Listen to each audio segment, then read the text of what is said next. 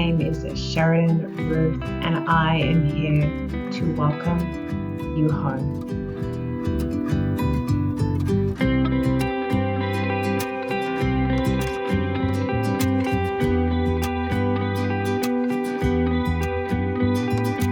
This is the Exposed podcast.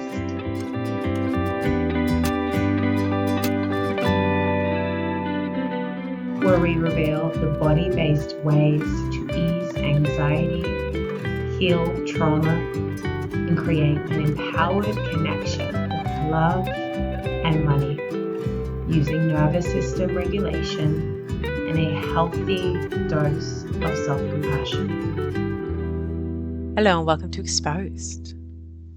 Today we're talking about why simply having a trauma-informed coach, particularly I'm going to be talking in the realm of business because that's this little series that we're doing, and at the moment I'm focusing a lot on nervous system work in finances and business. If you do not have a business coach, I still want you to listen. If you don't have a business, I still want you to listen. So, why simply having a trauma-informed business coach isn't enough. I'm going to apologize in advance for the fact that I have opinions about this because, and I get this kind of protective side that comes up inside of me. I've had so many women come to me, and I was preparing for this podcast and I was having a look at some of my intake forms that I have for people who are interested in consults, and there's a little form that you fill in. And it kind of says, one of the questions is, what's your experience been with therapy and coaching? So I went back and I had a look at some of the experiences that people told me about. And there were sentences in there such as, they said that they were trauma-informed, but it just made it worse. I trusted them, but when we got into working together, I've never felt more unseen. She pulled me out inside of a group setting and blamed me. She stopped responding to my messages after I told her about my abandonment wound. And there are a lot more, and I'm not going to bring us down and share them. I'm instead hoping to provide some guidance for moving through business coaching relationships in a way that is more than just trauma-informed, you know. I think trauma-informed was maybe a good thing to have in 2017, 2018. Now it's a baseline. Everyone has experienced trauma. We experienced a collective trauma together when we had COVID, and we need to do better. And I would like to help you do better. So listen to this a little bit as a client, listen to it a little bit as maybe a coach in your realm, and see what you can pick up. I hope I'm going to be constructive and supportive. So first of all, what does it even mean to be trauma informed? Like, I think before the world of weird internet certifications and people who don't have experience working, to be trauma-informed meant that you understood the way trauma impacted your speciality, your expertise, and you were able to support people through that, or at least identify the signs and divert them and redirect them to support that could help them for that. Now, I think it's just a cute little thing that people put on their Instagram bios, so that they think it's going to help them get more clients, basically. Being really honest, that's what I think. It's just, there's been so much dilution of trauma therapy, while at the same time there's been such a strengthening. So we're coming to this point where we have a big polarization. We have people who are really, really, really good at what they do when working with trauma. Amazing at what they do. Spectacular. Then we have people who did like a 20-hour trauma-informed certification, who kind of understand that it makes people feel how it makes people feel, and they slap that onto their certifications and they're like, yep, got it, 100% good.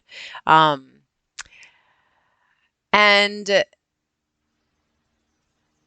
it's not enough because they're not able to see the very, very subtle signs of trauma.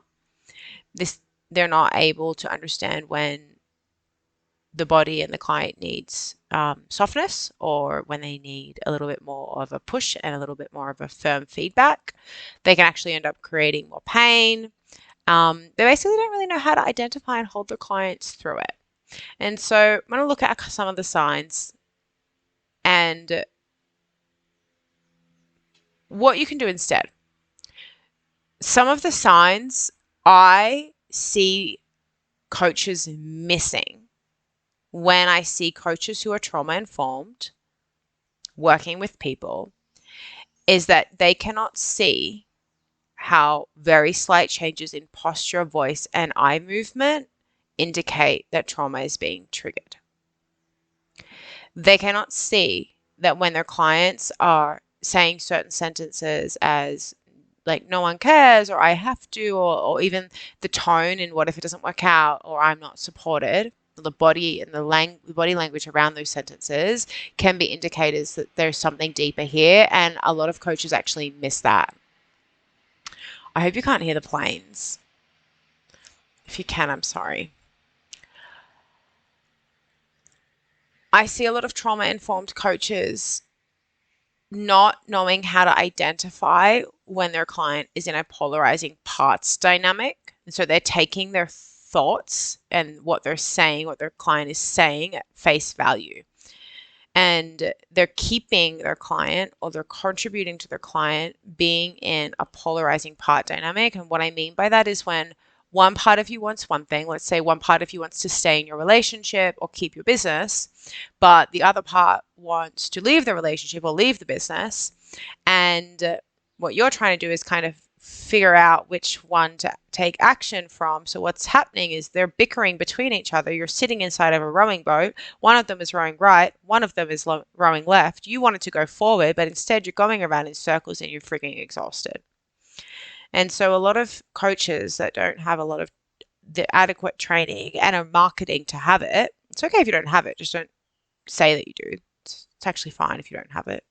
It's good. Not everyone needs to have it. Is they're keeping you in that push-pull, inner push-pull parts dynamic, and they're just not really sure how to pull you back, and so that you can hold both of your parts and care for both of your parts and take informed and nourishing constructive action from that space. This happens as well as much as it does internally with their internal parts, it happens externally with external dynamics. So they might not be able to see the push-pull dynamics, the anxious avoidant, the safe, it's not safe, the disorganized attachment or fear and pleasure push-pull dynamics that appear inside of friendships, working relationships, romantic relationships, and your relationship with money. They're just not seeing it because they haven't had the experience to identify it and they haven't had the studies to do that. Once again, there's nothing wrong with that. I'm not trying to at anyone or shame anyone. It's just that we need to understand where trauma informed has its limits so that we can fill the gaps with what we really need and make sure that we're coming at everything from a holistic point of view, right? They're not able to see when people are jumping from coach to coach or program to program or new modality to new modality in an attempt to run away from a certain pain that's sitting inside. And instead, there are certain coaches who will take advantage of this or encourage it. They're not able to see little things like, the reason that you're obsessed with your finances, or you avoid your finances, or you spend more time on Saturdays looking at your finances than you do out in the sun. They're not able to get curious about that and say, oh, maybe there's something deeper here. Or they're not able to see the real reasons behind the fact that their client is just doing a lot of work or feeling burnt out or finding compassion fatigue, and they kind of just take that at face value and move forward with a superficial fix. And it's no, yeah, they're not able to see these dynamics of consumption and reading lots of books and going into heaps of podcasts in an effort to avoid what's down below. And they might encourage even more of that. They're not able to see little things like how their clients might avoid sales calls or freak out over certain email headlines and always feel overwhelmed and get curious and say, okay, is there trauma here? And importantly, how can I support them through that? Because supporting your client from a trauma, I'm not going to say informed, but as a trauma therapist, the way that I would like to support my clients and the way that I would like to encourage other people to do so, independent of whether or not you are certified as a trauma therapist, is to stop pushing when softness is needed, or to stop co-signing their fears and encouraging their freeze or their immobilization response when what they most need is action. I want people to be able to get out of the freeze state that so many of us are in, to bring more stability to the nervous system so that you can channel your creative energy. I want them to be able to see and deeply connect with each individual and have the space and be able to hold themselves through that process so that the individual feels seen and heard and valued. Some of the ways I'd like to encourage coaches to do this, and for clients, for you to look for coaches to do this, are, and I'm just going to preface, this is literally just like 3 things that I was like, this would be really great to have more of. This is not an exhaustive list. It's just, these are things that have come up in the past couple of weeks that I have noted down and said I would have really loved if the people that came to me with these really awful stories had experienced more of this instead of what they did experience. So I wrote them down. I'm just going to share them with you. Here's what needs to be done more. No shoulds on boundaries with family and money. Shoulds are extremely individualized. They're beliefs, they're not truths. They're all over the internet. They're extremely triggering and they're absolutely complete friggin' rubbish.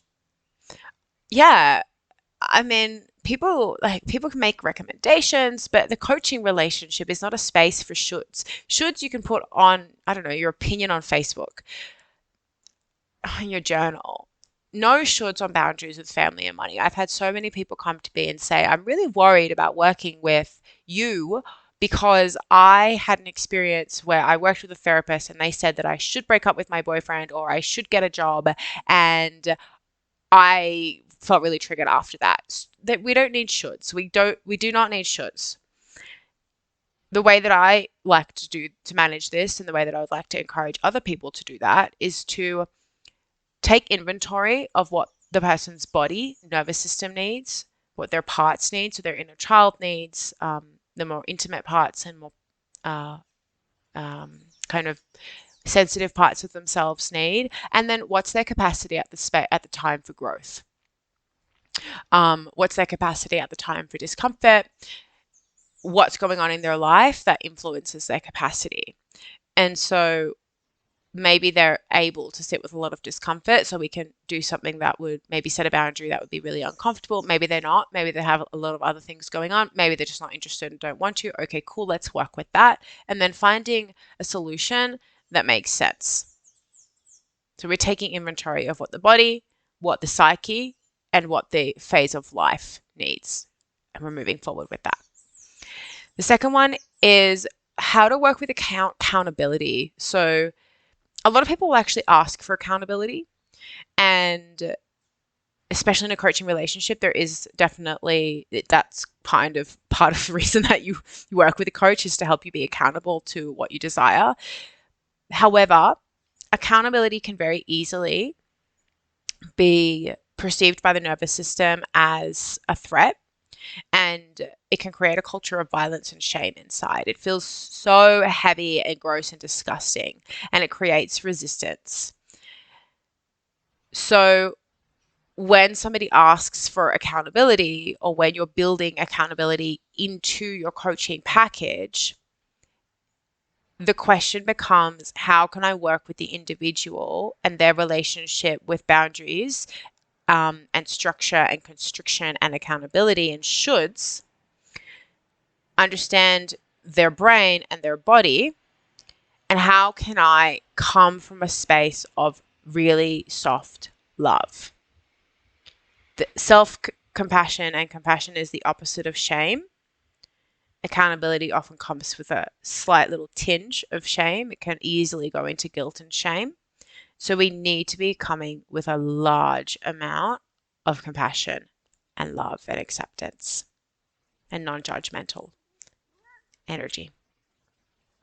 The third one is stop doing containers that are super short and going super deep.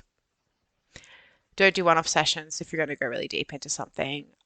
Our body and our nervous system, our psyche, our body requires safety in the form of containers. So when I say containers, I mean there's a specific start time, stop time, location, and intention for what's happening inside of that thing, right? A Zoom call is a container.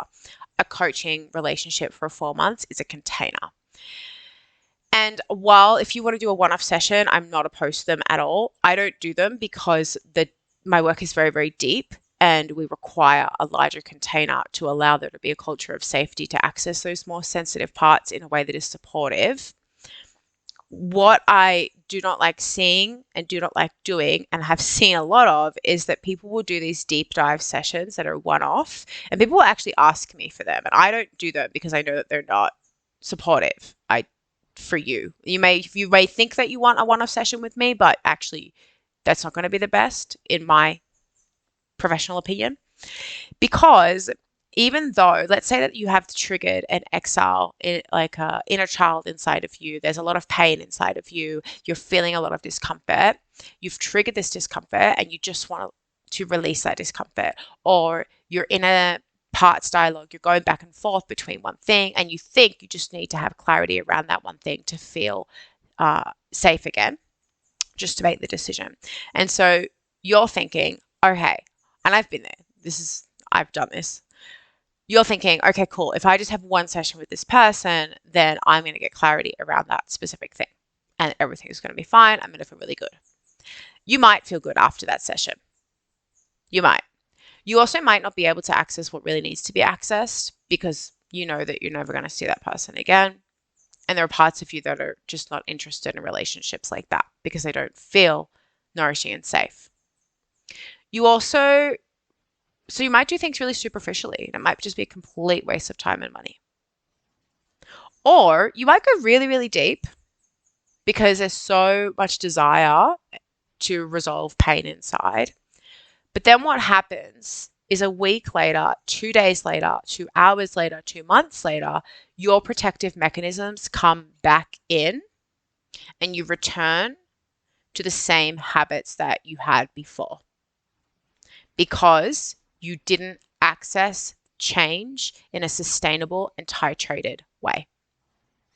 Have you ever seen somebody go and do shrooms or go on like an ayahuasca thing or retreat or like go on a yoga retreat and they're like, oh my God, my life has changed forever. But 2 months later, they're doing the exact same thing.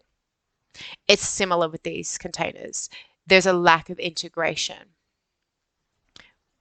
This is why I only do long-term containers because we need integration and we need safety. And if we do one-off sessions, sometimes it'll even happen that your protective mechanisms will come in so much that you'll end up really being quite mean to yourself about that one-off session, especially if you didn't get what you wanted out of it. And it'll be very difficult for you to find support, for you to find the vulnerability to lean into support later on. And it can be very harmful and damaging. There's that. The last one, and I've already said it a few times, is not taking thoughts at face value.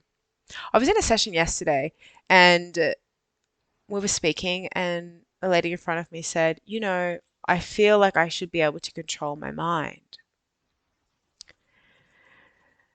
And we kind of we wrote that sentence down and we looked at the sentence and we thought, well, that's kind of silly because not that it's silly, she's not silly, but it's just a funny thought to have because the mind is always going to keep making thoughts. The mind literally just gives us thoughts all of the time, and they're just ways that the body tries to communicate with us. They don't actually mean what they mean.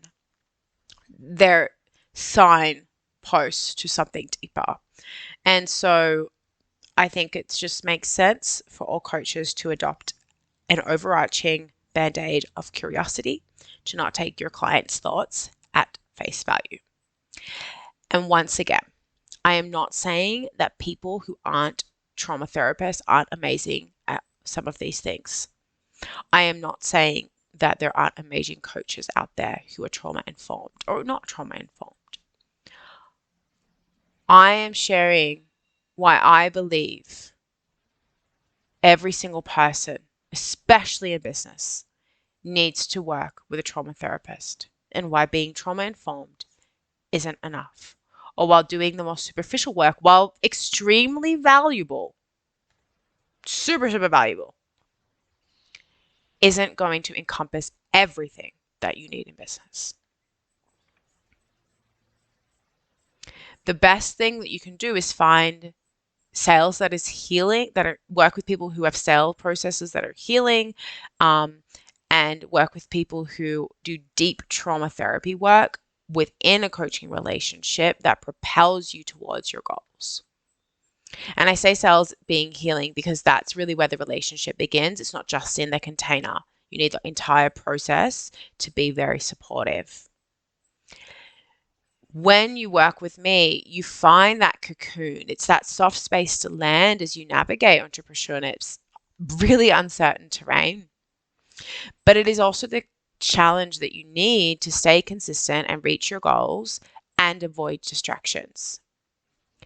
When I come in as your nervous system specialist, you get to let your creativity flow while I help you channel your energy effectively.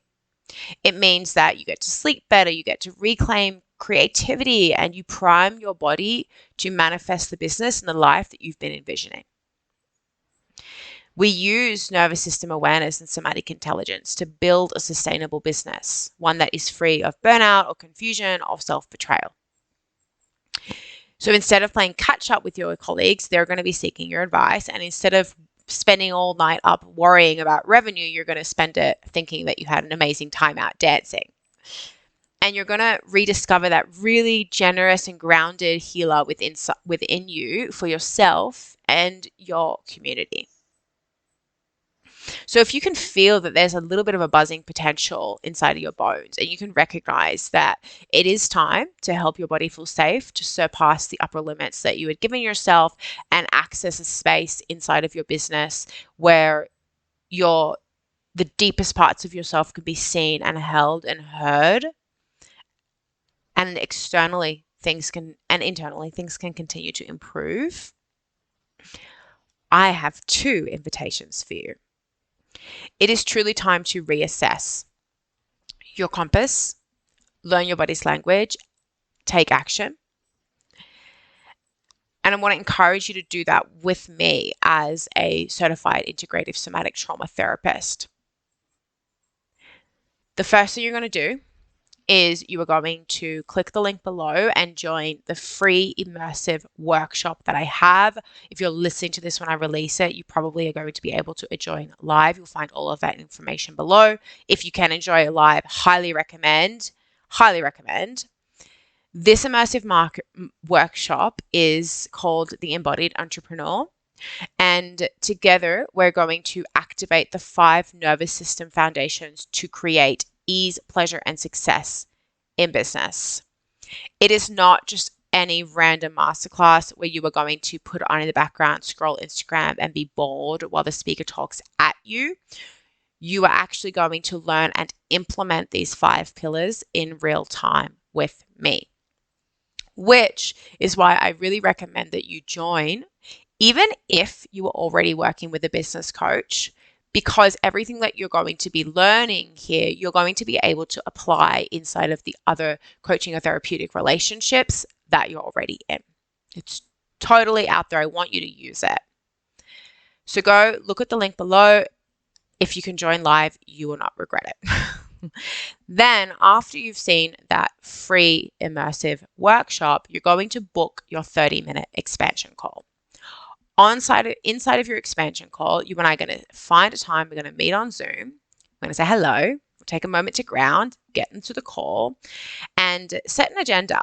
Our agenda will be one thing that you are focusing on, one goal for your business.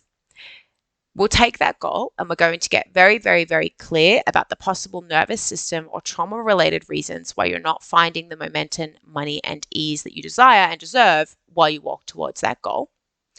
Then we're going to create a 4-step plan that leverages your nervous system capacity in a very simple and pleasurable way. Most likely for most people, working through that goal is the step towards doubling your income and your impact. Once you have that plan in front of you, you're going to feel so much more hopeful, excited, and clear about what to focus on and how to move forward that you will be able to message me. Just like I literally received a message, like, I'm going to read it actually. I literally received this 30 minutes ago. I'm going to edit out some pieces that will be private. I just wanted to give you an update already. This morning, one of her things was that she needed to find a specific job. I just wanted to give you an update this morning. I found an amazing job I'm absolutely perfect for. I took my time, leaned into it, and wrote the most brilliant letter I've ever written. Thank you so much for holding space for me and my story yesterday. It was absolutely amazing to receive your support. Forever grateful. And I had fun doing this, which was an amazing experience. And that was really important for her. So that's really, really cool. And, every call is going to look so different, but it hasn't even been 24 hours since her and I got off the call and she's already done something this is just like Helen. She's already done something that she had been having trouble doing for years. So cool. Anyway, so once you have that plan in front of you, you're going to be able to take action steps, just like this beautiful soul in the message that I just read for. Then you're going to message me 12 hours later and be like, hey, I did this. I'm so excited. So good. While we're on the call, if it feels aligned to both of us, you'll also have the exclusive opportunity to receive information about how one-on-one support through my program, Body-Based Business, will help you action the plan and build your business with ease and pleasure and somatic intelligence. You will find the links to both the expansion call and the workshop down below in the show notes. Thank you for being here. So much love for you. I'll see you on Zoom. A big and special thanks to Upturned for composing this magical piece of music and to GS Studios for mixing it. To find Upturned's other tracks or ask for your own special custom piece of music, go say hello using their contact details in the show notes.